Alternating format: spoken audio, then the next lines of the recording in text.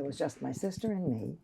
But you see, home in a curious way, in the environment in which I grew up, was much larger than that. We lived in an apartment house. The apartment house was actually a co-op apartment house built in the 30s. And they were built by political stripe. There were 4 such groups. There was communist groups, socialist groups, Bundist groups, and Zionist groups. And our groups were a square block with a courtyard in the middle. And so everybody you knew, played with, and lived with, really, and we knew all the neighbors. And of course, they were knocking on doors and show me how to make this, and can I do that, and so forth. So it was a much larger family in that sense. And we always felt deeply connected to a very large population.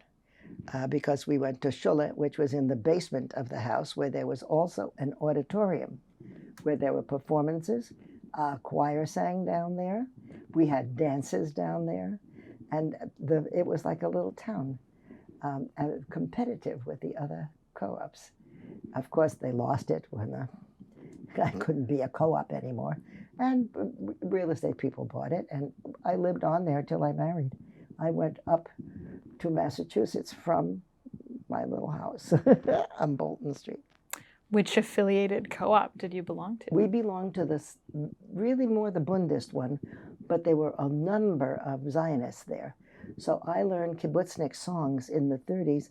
I sing them to my friends from Israel now. They have never, ever heard of them, but we sang them all the time.